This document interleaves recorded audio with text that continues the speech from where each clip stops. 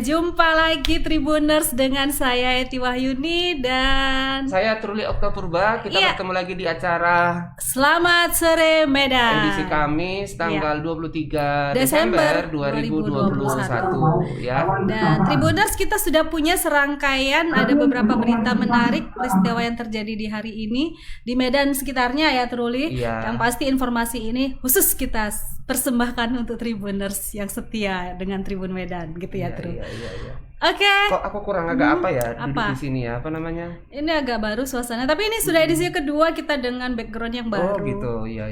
Tapi lebih baik kan. Nanti Tribuners boleh kasih komen ya gimana dengan apa namanya studio kita yang baru ini ya. Ada penyegaran. Gimana? Lebih suka Truli atau lebih suka dengan yang lama? Sama aja lah ya. Sama aja. Tapi sudah sehat hari ini Truli ya. Lumayan, Kemarin agak sedikit iya. ada masalah kesehatan. Ya mungkin karena perubahan cuaca sekarang ini ya Truli ya. Iya, perubahan cuaca dan hawa lah. Menentu ya. Iya. Akhir tahun biasalah seperti itu ya. Mudah-mudahan bencana bisa semakin berkurang ya. Betul. Dan di tahun depan ada harapan-harapan baru lagi. Ya. Ya. Dan sekarang juga agak ini ya kayak apa namanya? Apa namanya? Apa? Ayo yang mana? Itu salah kayaknya namanya, kok pemilik wedang jahe sih Truli Oktapurba gitu. Ini gimana operator? Ini pasti tadi ada talk show wedang jahe. Enggak, ini operator kita ini kayaknya ini ya. Masih kurang fokus Lagi karena fokus, ada ya. berita tadi di ujung-ujung menjelang acara ada berita yang kurang menyenangkan ya. Oke, baik. Jadi mungkin agak terganggu sedikit konsentrasinya. Operator tolong diperbaiki namanya ya, bukan wedang jahe. Perhatian terus sampai ke situ. Iya, tadi kita ada acara talk show wedang jahe, ya. Iya, ini enaknya cara kita ini ya. Kita suka-suka ya. Enggak dong. Boleh diberhentikan. Bisa direvisi. Bisa direvisi apanya? Bisa direvisi kalau udah salah gitu ya. Oke, baik Kak. Iya. Nah, jadi Tribuners ini tanggal 23 ya. Jadi 2 hari lagi kita akan inilah ya merayakan Natal. Jadi mudah-mudahan suasana tetap semakin kondusif ya Kak ya. Iya, sesuai dengan pesan Natal ya, damai bersama ya. Betul, Semoga ya selain bencana yang sudah semakin kita berkurang tinggalkan ya. berkurang, Agak kemudian berkurang, juga iya. damai bersama juga ya, Truli ya. Betul. Baik Truli, kita akan Mulai berita. berita Kayaknya kita hari ini. masih hampir setiap hari ini kita nggak lepas-lepas dari polisi nih Kak ya. Kayaknya juga hari ini juga kita masih polisi membahas sedang polisi lagi ya. menjadi newsmaker ya. Iya. Jadi memang apapun cerita tentang polisi itu sepertinya menarik. Siap. Karena ini menyangkut kepentingan banyak orang ya. Oke, Betul ya, Tri baik. ya? Ya, silakan berita yang pertama Kak. Kita ini berita sebetulnya masih kelanjutan ya dari berita-berita sebelumnya, tapi ini sudah lebih maju, ada eksekusi ya, ada action dari kepolisian. Dan Tribuners, Bribka Rahmat Hidayat Lubis akhirnya dipecat dari kepolisian karena terbukti mencabuli istri seorang tahanan kasus narkoba. Ya, peristiwa ini masih beberapa waktu yang lalu ya. Pasti Tribuners masih ingat lah ini ya bagaimana kronologis kejadian pencabulan yang dilakukan oleh oknum polisi. Dan upacara pemecatan itu langsung dilaksanakan oleh Kapolda Sumut Irjen Polisi RZ Panca Putra Simanjuntak di Aula Tribata Polda Sumut. Tribuners, dalam acara pemberhentian dengan tidak hormat atau PTDH itu terlihat Bribka Rahmat Hidayat Lubis yang awalnya mengenakan pakaian dinas Polri berwarna coklat, pakaiannya itu dilucuti. Ya, Kapolda langsung mengganti pakaian yang dikenakan Bribka Rahmat Hidayat menjadi kemeja batik coklat. Rahmat juga terlihat pasrah ketika pin dan pangkat yang melekat di kemeja dilepaskan. Panca menuturkan ini merupakan ketegasan Polda Sumut terhadap anggotanya yang nakal. Dan Truli, ini kronologisnya mungkin tidak perlu kita sampaikan lagi ya. Betul. Ini sudah beberapa kali kita sampaikan. Saja ya. Dan kita akan saksikan videonya Tribuners. Ini mungkin akan menjadi sebuah gambaran bagaimana proses tadi ya, pemecatan tadi ya. Baik, kita saksikan videonya.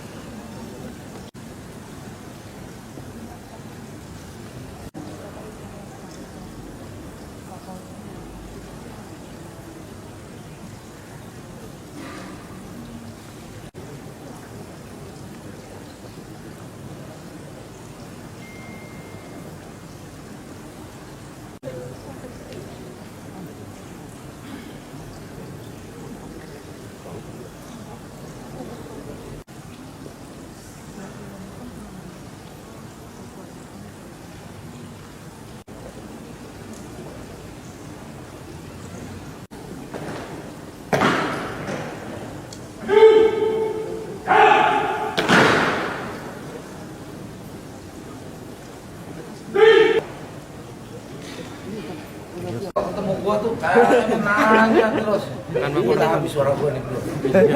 Hari ini kita laksanakan upacara pemberhentian tidak dengan hormat dari Dinas Aktif Polri terhadap 28 personil Polda Sumut yang terlibat dan berdasarkan fakta serta hasil pemeriksaan melakukan pelanggaran kode etik profesi Polri, ya, yang meliputi dari 28 itu yaitu 19 terkait dengan perkara tindak pidana narkotika. Sesuai arahan Bapak Kapolri, kita tidak boleh main-main terkait dengan masalah narkotika. Dan ini adalah yang terkait dengan jaringan. Sebagaimana teman-teman tahu, seperti kasus Tanjung Balai yang sekarang masih berproses di sidang pengadilan, ya, 11 orang terlibat, 10 orang di sana, 10 Tanjung Balai, dan termasuk juga pelanggaran lainnya di luar narkotika seperti disersi, melarikan diri dari tugas aktif, termasuk juga pelanggaran tindak pidana umum lainnya seperti pencabulan. Yang terakhir adalah kasus di Kota Limbaru, seperti itu. Kenapa kita lakukan PTDH? Karena berdasarkan hasil pemeriksaan terbukti bahwa mereka melakukan pelanggaran kode etik profesi Polri. Iya, itu tadi statement dari Kapolda Sumut, Bapak Panca Putra Simanjuntak. Dan Tribuners dan Truli juga, kita saat ini sudah terhubung dengan reporter kita di lapangan, ada Fadli Tara. Halo Fadli, selamat sore. Selamat sore KIT Bang Truli. Ya Fadli, mungkin bisa diceritakan tadi bagaimana peristiwa pemecatan tadi ya, upacara pemecatan. Nah tadi ternyata selain polisi cabul yang dipecat secara tidak hormat, ada personil lain ya, kalau nggak salah 28 orang jumlahnya tadi. Bisa dijelaskan Fadli tentang itu? Baik, selamat sore Tribuners. Nah, terkait pemecatan 28 personel polisi jajaran Polda Sumut itu berlangsung semalam, tepatnya pada Rabu tanggal 22 Desember. Kapolda Sumut memecat dengan tidak hormat 28 anggota Polri setelah dilakukan pemeriksaan oleh Propam. Nah, ke-28 itu 10 diantaranya di zaman Kapolda, yaitu terlibat kasus sabu di Tanjung Balai, dan 1 orang diduga pelaku cabul yang terjadi di Kota Limbaru. Nah, sementara 17 lagi itu pada zaman Kapolda sebelumnya yang sudah bermasalah. Jadi total semua 28 orang yang terlibat kasus baik itu tidak pidana umum maupun kode etik yang diberhentikan dengan tidak hormat. Seperti itu Bang Truli dan KIT. Oke. Iya, Fadli, kemudian untuk personil tadi yang sudah dilakukan pemecatan, apakah bisa digambarkan seperti apa ekspresi mereka, bagaimana tanggapan mereka terhadap pemecatan yang sudah dilakukan semalam ya? Semalam Kak. Iya. Jadi setelah pemecatan memang ada beberapa dan yang hadir. Nah, itu yang dilepas seragamnya. Memang tidak banyak kata selain menunduk saja waktu pemecatan itu. Nah, sementara yang lainnya itu hanya diwakilkan oleh petugas polisi aktif yang memegang foto para personil yang dipecat, Kak. Seperti itu, Kak. Fadli, kemudian dari pihak kepolisian sendiri, institusi, apa yang langkah-langkah yang dilakukan untuk mendisiplinkan anggotanya? Apakah memang ada hal-hal yang untuk ke depan supaya jangan lagi terjadi pelanggaran seperti itu?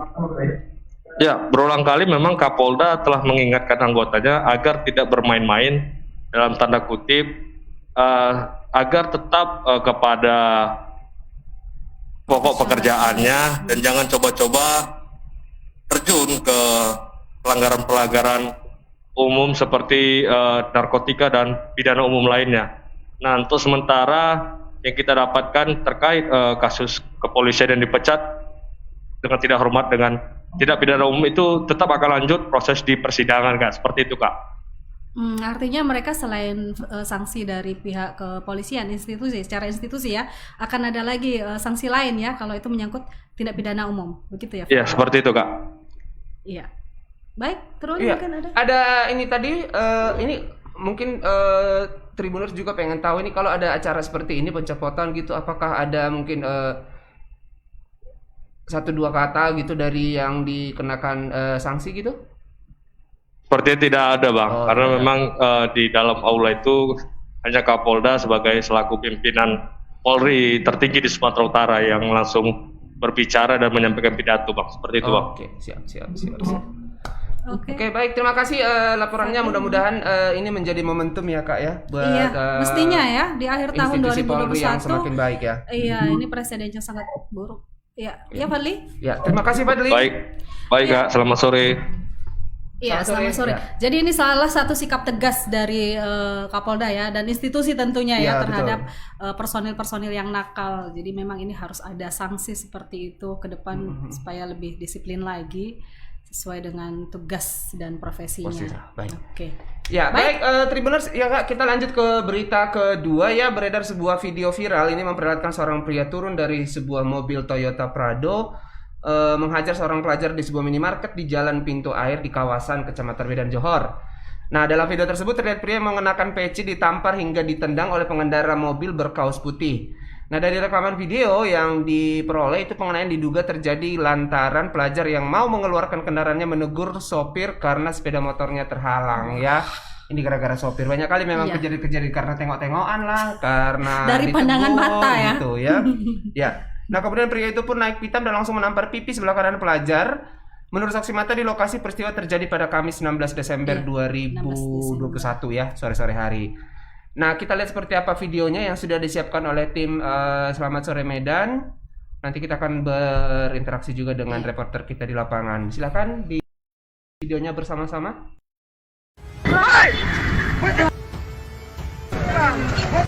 Pelan, Mas.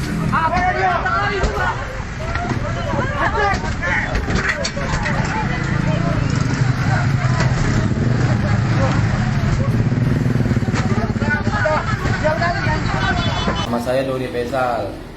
Saya yang kejadian angkot tadi malam lakat lantas Trayek berapa? trayek 103 Rahayu. Warna? Warna merah. Ah, lalu bapak dari mana mau ke mana kian? Dari Kerpul mau ke Padang Bulan, Pak. Ah, habis itu Karena mulai kejadian itu saya takut diamuk masa, saya lari kenapa bisa jadi kecelakaan lalu lintas? Bapak lawan arah? lawan arah, Pak. Lawan arah dari Iskandar Muda hendak mau ke Padang Bulannya. Iya, Pak. Ah, setelah itu Ya saya lari, Pak. enggak, setelah itu Bapak menabrak sepeda motor. Nabrak, Pak. Saya nabrak. Nabrak sepeda motor. Setelah itu Saya lari langsung ke ke arah jalan mana? arah jalan Taman Beringin, Ke Simpang Mungin Sidi. Mongsidi. Lalu ke Simpang Wali Kota. Iya, Pak. Simpang Wali Kota, lalu tembus ke rumah dinas kantor gubernur ya. Iya, Pak. Ah, setibanya di jembatan tersebut apa yang terjadi? Karena saya takut amuk masa, saya langsung terjun ke sungai, Pak. Langsung terjebur ke sungai. Iya, Pak. Setelah Bapak kejebur ke sungai, Bapak langsung jumpai toke Bapak. Iya, Pak. Nah, setelah itu Langsung, Pak. setelah itu pagi harinya ini saya melapor ke Polsek Melapor ke Polsek Medan ah, Baru, untuk Pak. mempertanggungjawabkan perbuatan saya gitu. Iya, Pak. Ulangin pernyataan saya. Saya langsung datang ke Polsek Medan Baru untuk mempertanggungjawabkan apa yang saya lakukan tadi malam, Pak. Oke, kasih ya. Iya, Pak. Awal, Pak. Ya, jadi betul kejadian kecelakaan tadi malam. Salah satu angkot menabrak pengemudi driver ojek online, kemudian yang bersangkutan melarikan diri sampai menceburkan ke kali yang ada di Medan sini. Baru tadi pagi yang bersangkutan atau sopir ini menyerahkan diri di Polsek Medan Baru. Jadi saat ini unit lantas Polsek Medan Baru sedang memeriksa yang bersangkutan dan mendalami kasus. Inisial masih didalami oleh penyidik. Termasuk periksa urin nanti, Pak? Oh iya, semua itu nanti paket pemeriksaan urin dan lain sebagainya akan dilakukan oleh penyidik. Untuk ojol yang tertabrak itu, Pak? Untuk ojol Kenapa? yang ketabrak itu, orang korbannya, Pak? Kalau dari cuplikan video itu kan ada beberapa ya, tapi sampai dengan saat ini penyidik masih mendalaminya, ya. Nanti pasti ngecek ke rumah sakit dan lain sebagainya juga. Pak, kalau untuk Oke. pemeriksaan awal itu kenapa dia loncat ke sungai? Saya belum dapat resmi hasil pemeriksaan awal dari penyidik, tapi yang jelas pasti dia merasa bersalah, kemudian ketakutan menyelamatkan diri. Karena kita lihat dikejar oleh beberapa rekan ataupun masyarakat yang ada di sekitar. Nah ya, Tribuners, kita mohon maaf tadi karena ada kesalahan Teknis ya? teknis lah ya, gitu. Iya. Jadi memang sebetulnya kita mau menyajikan berita tentang supir angkot Angkot ini. ini ya, supir angkot yang sopir angkot Rahayu tadi kayaknya ya. Ini kayaknya bukan 103. kejadian. Ini kejadian yang keberapa kali ya, Tru ya? Iya, Terlalu oke. sering ya supir angkot. Padahal saat ini juga sedang ada razia supir angkot. Iya. Dan Tribuners, saat ini kita sudah terhubung dengan reporter kita di lapangan, ada Freddy Santoso. Iya. Iya, selamat sore Freddy.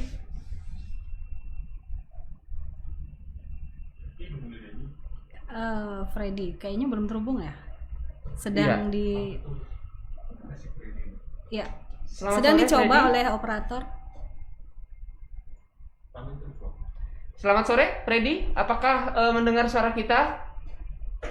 Freddy, Oh, iya. Ya, halo. muncul dia. Kesiapannya tadi yang sudah digelar, sudah disampaikan. Iya. Oke, baik. Freddy, ini terkait supir ini tadi supir angkutan kota 103. Instansi lainnya. Iya. Bisa diceritakan seperti apa kronologisnya? Tadi kita sempat salah memutar ini narasi tadi. Silakan Freddy. Ya, halo. Jadi itu kejadian itu bermula ketika angkutan nomor 103 itu dari Jalan Iskandar Muda atau tepatnya di daerah Plaza Medan Payer itu mau menuju ke arah Padang Bulan. Namun di Jalan S Parman itu angkot itu yang sedang membawa penumpang menabrak pengendara sepeda motor, dan pada saat itu pengendara itu bangkit dibantu oleh warga dan langsung melakukan pengejaran. Sementara sopir angkot itu langsung melarikan diri ke arah Jalan Sudirman, atau tuh lokasinya tidak jauh, tepatnya di depan rumah dinas gubernur. Nah, pada saat angkot itu memutar arah, di situ warga mendapati sopir itu dan menghadangnya. Nah, pada saat itu juga sang sopir langsung keluar dan melompat ke sungai yang ada di jembatan di Jalan Sudirman, itu dekat Taman Beringin begitu. Dan pada pagi hari ini tadi sang sopir itu akhirnya menyerahkan diri ke Polsek Medan Baru, dan di sana ia masih menjalani pemeriksaan insentif oleh kepolisian begitu, Bang Truli dan Kak Eti. Ya, ini tindak lanjutnya sudah seperti apa nih yang itu tadi kan kita melihat sepertinya itu ada di kepolisian ya. Sudah sampai di mana pemeriksaan yang dilakukan kepolisian? Ya, jadi sampai saat ini kita masih menunggu keterangan resmi apa hasil dari pemeriksaan kepolisian, karena memang tadi polisi menyebutkan akan memeriksa supir angkot dan juga bos dari pemilik angkotnya begitu, dan juga polisi tadi menyebut akan melakukan tes urin begitu terhadap supir angkot 103 tersebut untuk mengetahui apakah pada saat ia membawa angkot itu dalam kondisi terpengaruh narkoba atau obat-obatan atau tidak. Jadi kita sampai sekarang masih menunggu karena memang polisi menyebut akan melakukan pemeriksaan tes urin begitu, Bang. Lalu katakanlah Iya. Kemudian kejadiannya kapan ini kira-kira, Freddy? Ya, kejadiannya itu pada Rabu malam. Malam ya. Tadi malam itu. Tadi sepertinya gelap ya videonya ya. Ya kan? Kemudian ada korban dari peristiwa itu, kira-kira seperti apa korbannya, bisa dijelaskan? Kira-kira ada sekitar 2 pengendara itu yang turut menjadi korban, dan saat ini tadi malam itu sempat dirawat di klinik karena mengalami luka lecet begitu, Kak Eti. Artinya luka ringan ya, tidak sampai menimbulkan korban jiwa ya? Iya, tidak ada korban jiwa ya? Iya, tidak ada, Kak. Tidak ada, Bang. Iya, oke. Iya. Itu cukup. Ya, baik Freddy, terima kasih ya. Informasinya kan kita masih menunggu informasi terkini. Dan Truli, sepertinya memang supir angkot ugal-ugalan ini ya perlu ketegasan ya, perlu ketegasan dari pihak Pemko terutama. Dan Tribuners juga tahu saat ini sedang dilakukan razia besar-besaran terhadap supir angkot. Dari sejumlah razia ternyata memang ada sejumlah pengendara yang positif narkoba. Ya, memang kalau udah dengar cerita angkot di Medan ini memang ya dari dulu terkenal dari ya. dulu terkenal memang ya angkot Medan ini ya supirnya.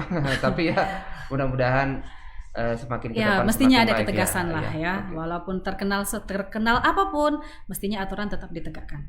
Begitu ya terus ya. Supaya ini kan untuk menyangkut keselamatan banyak orang juga gitu. Oke, kita tinggalkan Supir berita angkot ugal-ugalan tadi, kita lanjut ke Kita akan berita terakhir ya. lanjutkan berita terakhir. Mungkin ada yang mau apa iklan kita apakah akan diputar, operator? Iya. Ya, kita akan lanjut berita ketiga setelah pesan-pesan berikut. pesan berikut ini.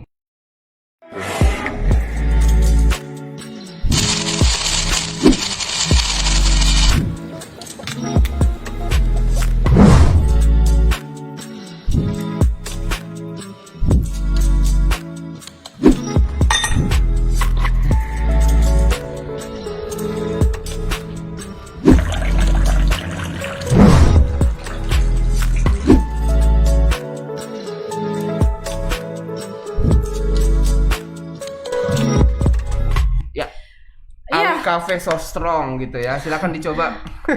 Oke, kita akan lanjutkan dengan berita terakhir. Silakan Kak. Yang ketiga ini masih terkait dengan kasus kriminal ya. Ini juga follow up dari peristiwa kemarin terkait ini artis. Oh, Bigo Live. Iya, Bigo Live. Iya, Muhammad Faris, tersangka penikam dan perampok artis Bigo Live Medan, Indah Hairani, mengungkap motif kenapa dirinya nekat melukai korban. Jadi saat dihadirkan dalam gelar pemaparan di Polrestabes Medan, si Faris yang kedua kakinya ditembak polisi mengatakan ia kesal pada artis Bigo Live Medan Indah Hairani. Sebab kata Muhammad Faris, tiap kali kencan dirinya diminta uang 1 sampai 1,5 juta rupiah. Disinggung apakah uang yang diberikan pelaku karena artis Bigo Medan Live itu memberi suatu jasa khusus. Muhammad Faris agak lama menjawab. Dia mengatakan bahwa uang 1 juta sampai 1,5 juta itu untuk keperluan sehari-hari artis Bigo Live Medan tersebut. Ditanya lebih lanjut tentang hubungannya dengan korban, Faris mengatakan bahwa mereka hanya teman dekat saja, tidak ada hubungan spesial apapun. Kemudian soal uang 1 juta ini juga merupakan kesepakatan di awal sebelum mereka bertemu. Namun ia rela memberikan uang karena alasan gengsi. Ini laki-laki suka sekali dihadapkan pada masalah gengsi ya, truly ya. Terus ditanya lebih lanjut karena kebetulan si Faris ini juga membawa pisau saat melakukan aksinya. Faris mengaku barang-barang tersebut adalah perlengkapan untuk kamar kosnya, dan ia mengaku setelah menikam si artis dia kabur ke arah Belawan. Ia ketakutan dan bersembunyi di kos-kosan. Begitu liputan kali ini. Dan untuk lebih rinci lagi informasi terkait hal ini, kita akan saksikan videonya.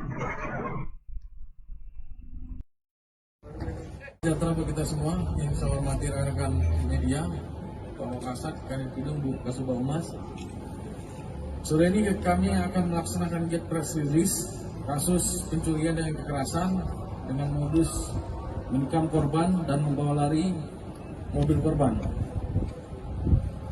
Kronologis kejadian pada hari Senin tanggal 20 Desember sekitar pukul 17.00 yang mana korban merupakan teman dekat dari tersangka, dan selanjutnya pada pukul 21.30 tersangka bertemu dengan korban di depan KJUSU. Kemudian mereka makan malam bersama. Setelah makan malam mereka keliling-keliling kota Medan, dan pada pukul 02.30 terjadi keributan antara tersangka dan korban, sehingga tersangka melakukan pemukulan dan mengambil pisau langsung menikam korban sebanyak 10 kali. Kemudian korban sempat melawan dan menyelamatkan diri, dan pada saat itu pelaku langsung melarikan diri dan korban meminta bantu warga dan selanjutnya dibawa ke rumah sakit. Ya, Itu tadi Tribuners sama-sama sudah kita saksikan videonya ya. Nah, bagaimana perkembangan yang terbaru? Nah, kita sudah terhubung dengan reporter Tribun Medan Alfiansa di lapangan. Selamat sore Alfiansa. Ya, selamat sore Bang Truli, Kak Eti. Iya, Pian, kira-kira bagaimana ini? Berapa ancaman hukuman yang akan dikenakan ke Faris? Mungkin sudah ada informasinya gitu, pasal berapa gitu atau yang diberikan kepada Faris?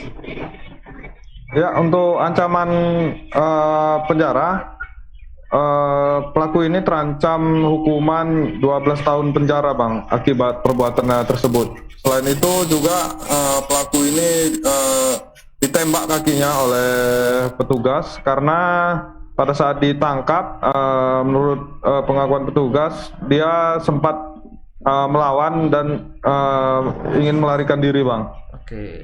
Baik, Bang. Iya, oke. Nah, untuk ini kondisi korban sendiri, apakah ada informasi seperti apa nih kondisi korban masih dirawat dan kemudian mungkin ada tindak lanjut yang akan diberikan kepada korban? Ya, baik Bang Truli dan Kak Eti. Tadi kita juga sempat wawancara kepada korban tentang kondisinya saat ini. Ia mengatakan saat ini memang dia masih dirawat di Rumah Sakit Putri Hijau.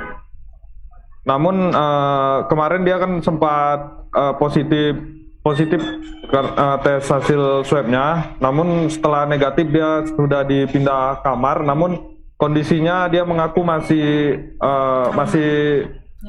di tahap pemulihan karena bekas luka tikaman di bagian perutnya itu parah, Bang. Baik. Gitu, ya. Sampai 9 tikaman ya? Iya, total berapa tikaman ya? 9 atau 10 ya? Yang beredar ini agak beda-beda. Ya? Ya, menurut dari keterangan Kasat Reskrim Polres Tabes Medan, korban mengalami 10 luka tusukan, Bang, di bagian dari leher, bagian perut, paha hingga kakinya, Bang. Alfi, itu apakah memang tersangka hanya seorang diri? Apakah ada kelompok yang lain yang terlibat dalam kasus ini? Ya, untuk tersangka sendiri, Kak, memang dia sendiri. Menurut pengakuan dari tersangka ini juga, dia saat itu tidak ada berniat, Kak, ingin melukai korban ataupun melakukan perampokan terhadap mobil korban ini. Saat itu dia katanya panik dan kebingungan, lalu dia membawa lari mobil korban ini, Kak. Tapi dia membawa senjata? Ya, untuk senjata tajam berupa pisau. Pelaku mengatakan saat sedang berjalan-jalan dengan korban ini, dia sempat berhenti di sebuah swalayan. Katanya ingin berbelanja keperluan kos. Di sana dia membeli pisau tersebut, Kak, dan berbagai macam alat kebutuhan kosnya. Nah, pisau tersebutlah yang dipakai oleh pelaku ini untuk menusuk korban, Kak. Kemudian Alfi, pelaku sendiri kira-kira pekerjaan sehari-harinya sebagai apa ya? Ya, menurut pengakuan pelaku yang juga sempat kita tanyai kemarin, dia bekerja di sebuah perusahaan di bagian administrasinya, Kak. Di sebuah perusahaan, pegawai swasta ya? Iya, pegawai swasta, Kak. Kalau untuk korban sendiri? Ya, korban sendiri setelah kita wawancara, katanya dia bekerja sebagai selebgram aplikasi Bigo Lab ya. Oke. Dia fokus di situ ya. Berarti semacam konten kreator barangkali ya. Jadi antara pelaku dan korban ini sebetulnya sudah berapa lama membangun hubungan? Ya, menurut pengakuan dari keduanya, mereka sudah lama berkenalan, Kak. Sudah sejak sekitar 3 tahun yang lalu berkenalan melalui media sosial Instagram. Namun pada 3 tahun yang lalu mereka tidak dekat dan belakangan ini mereka baru menjalin komunikasi dan ada 3 kali pertemuan antara mereka. Namun di pertemuan ketiga inilah terjadi penikaman itu, Kak. Iya. Jadi memang pelakunya ini pelaku dan korban saling mengenal ya. Baik Alfi, terima kasih laporannya. Masih ditunggu laporan terkini ya dari lokasi kejadian ya. Baik, Kak, Bang Truli. Selamat sore, Alfi. Selamat sore kembali. Iya. Ya, itu tadi laporan kita terakhir ya terkait kasus penikaman yang melibatkan seorang laki-laki muda. Masih muda ya, masih muda. Kemudian korban sendiri aja merupakan selebgram. Dan Truli, ada yang mau disampaikan di ujung acara kita? Baik, terima kasih Truli, terima kasih Tribuners. Terima kasih untuk atensinya. Itu tadi 3 peristiwa yang terjadi di Medan pada hari ini dalam program Selamat Sore Medan. Tetap terus pantengin Tribun Medan melalui live Facebooknya. Kita undur diri, saya Eti Wahyuni dan saya Truli Purba. Kita jumpa lagi pekan depan dan jangan tinggalkan Tribun Medan. Selamat sore.